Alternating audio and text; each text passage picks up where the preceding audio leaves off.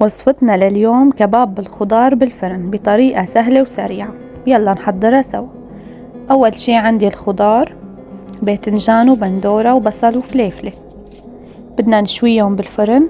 باذنجان بسقبه شوي بالسكين ونلفه بالسلوفان أحسن كرمال الريحة وبيستوي بشكل أسرع. منلف خضرتنا كلها منحطها بالفرن مدة ساعة على درجة حرارة 200 درجة. تحضير اللحمة، عندي حبة بصل كبيرة، جرزة بقدونس مفرومة ناعم، ونص كيلو من لحم الخروف الناعم، رشة ملح ورشة فلفل أسود، ومنحرك 5 دقايق بس تخليط. منرجعهم على البراد. بعد ساعة كانت الخضرة أنا عندي مشوية وجاهزة. شوفوا ما شاء الله.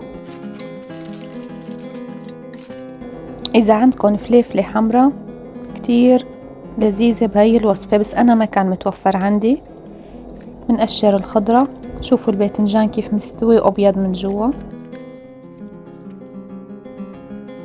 ما تنسوا تشتركوا بالقناة حتى توصلكم كل فيديوهاتنا، وكتروا البندورة بهاي الوصفة كتير طعمتها طيب. منقطعهم بالسكين ناعم أو يفضل بالخلاط، أسهل وأسرع.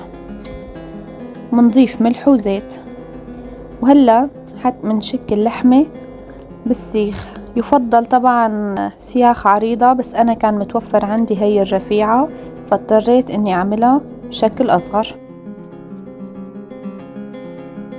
ما بتعذبكم وفيكن تعملوها بدون أي سياخ. وهلا على الفرن على رف وسط درجة حرارة 200 درجة مدة نص ساعة. وهيك كان صحن المتبل عنا جاهز. هيك كان شكل اللحمة بعد نص ساعة. شوفوا البصل أساسي بهي الوصفة. البصل المشوي بيضيف طعمة ونكهة كتير طيب، وريحة اللحمة خرافية. وهيك كانت وصفتنا لليوم. إذا عجبكم الفيديو ما تنسونا باللايك والاشتراك.